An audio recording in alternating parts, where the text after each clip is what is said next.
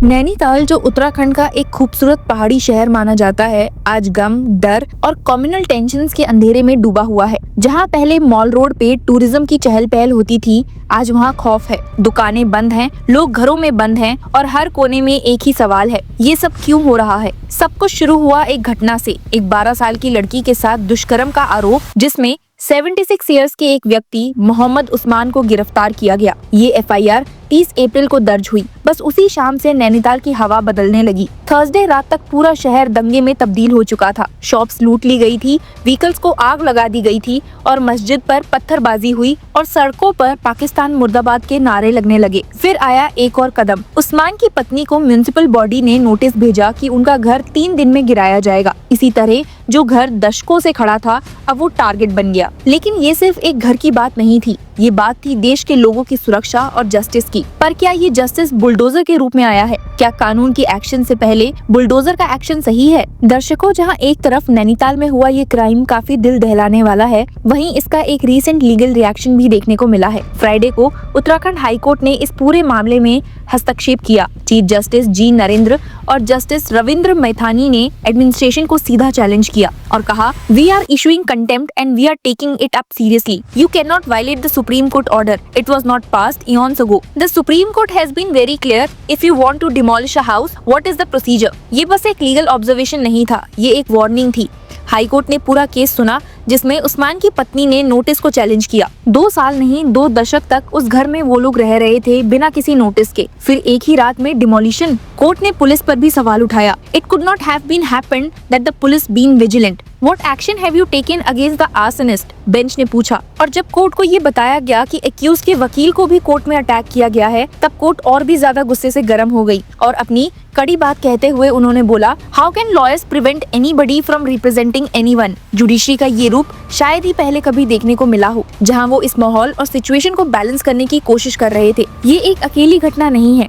कुछ हफ्ते पहले भी पहलगाम में ऐसे ही कम्युनल फ्लेयर अप देखने को मिले थे। उससे पहले भी वक्फ प्रॉपर्टीज के खिलाफ कैंपेन्स ने डर और दर्द को और बढ़ा दिया था और अब नैनीताल में भी वही पैटर्न फॉलो हो रहा है। इंडिविजुअल क्राइम्स को कम्युनल हेटर्ड में बदला जा रहा है, जस्टिस को मॉब फ्यूरी से सब्स्टिट्यूट किया जा रहा है और राज्य की मशीनरी जो प्रोटेक्शन देने के लिए बनी थी, वो या तो चुप है या बायस नजर आ रही है। हाईकोर्ट ने पुलिस की वर्किंग पर भी सवाल उठाए और कहा, your incompetence leads to all these problems and you want to cover it up. Shops belonging to everybody. Some Bimla Devi, why was her shop rank sent? ये देखने वाली बात है कि बिमला देवी ना तो मुस्लिम है, ना एक्यूज से उनका कोई लेना देना, फिर भी उनकी दुकान लूट ली गई। इससे क्लियर होता है कि ये सिर्फ बदले का खेल है और उसमें निर्दोष भी जल रहे हैं। कोर्ट ने स्टेट के फेलियर को भी सबके सामने लाकर खड़ा कर दिया और पूछा, it could not have been happened that the police been vigilant. What action have you taken against arsonist? इन क्रिटिकल ऑब्जर्वेशन के बाद काउंसिल, जो म्युनिसिपैलिटी को रिप्रेजेंट कर रहे थे, उन्होंने कहा कि नोटिस वुड बी विड्रॉन, जिसके बाद मामले को अब 6 मई के लिए रख दिया गया है। अप्रैल 30 को जैसे ही ये दुष्कर्म की एलिगेशंस पब्लिक हुई, हिंदू राइट विंग्स ग्रुप्स ने स्टेशन के बाहर जमा होना शुरू कर दिया। रात होते होते प्रोटेस्ट ने दंगे का रूप ले लिया। मुस्लिम ओन दुकानें टारगेट की गई, मस्जिद पर पत्थरबाजी हुई, मॉल रोड, जहां पर हर वक्त टूरिस्ट रहते हैं, वो एक बैटलफील्ड बन गया। SP जगदीप चंद्र ने कहा है, serious action is being taken, लेकिन ग्राउंड पर लॉ एंड ऑर्डर गिरता हुआ चला गया। आज सबसे बड़ा सवाल ये है कि एक इंडिविजुअल के क्राइम के लिए पूरा समुदाय क्यों सजा भुगते? ये नैरेटिव बहुत खतरनाक है। जस्टिस का मतलब होता है अकाउंटेबिलिटी, ना कि कलेक्टिव पनिशमेंट। हाई कोर्ट का ये सवाल भी इसी बात को दर्शाता है। That why was Bimla Devi shop rank sent? ये एक वार्निंग है कि अगर हमने सामाजिक संवेदनशीलता नहीं दिखाई तो हम सभी इस कम्युनल पॉइजन के शिकार बन सकते हैं, जैसे हर कम्युनल फ्लेयर अप में होता है।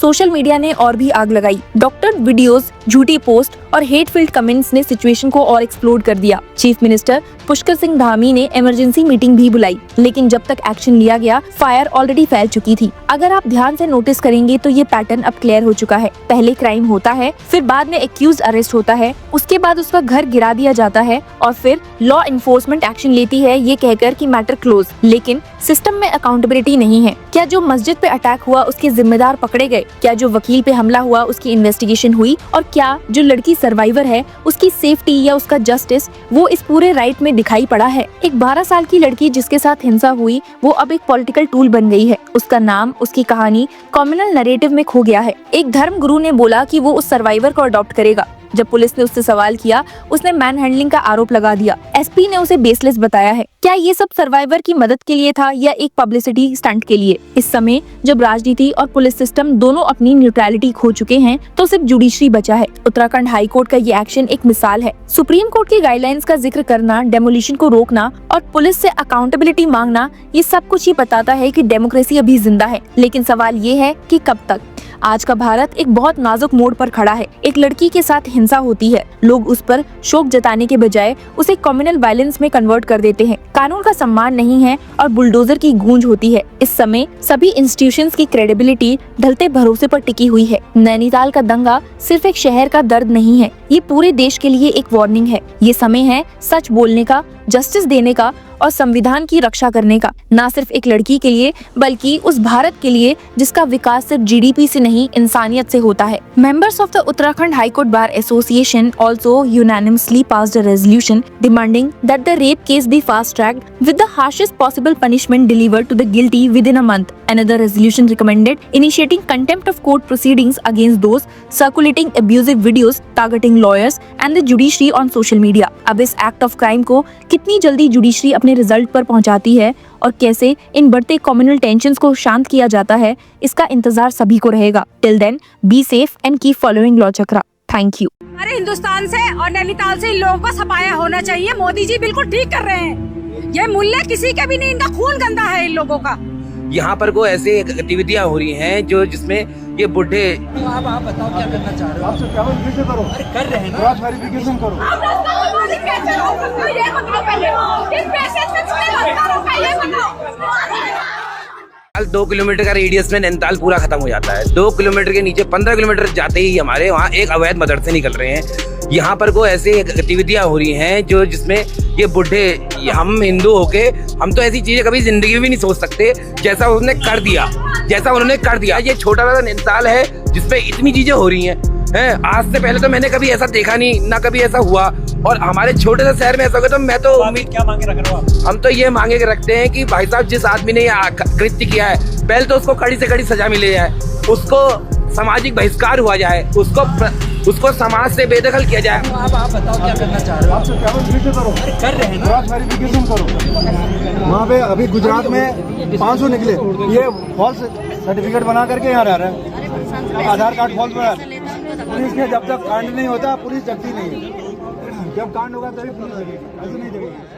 आप उनको भगाओ यहाँ पे।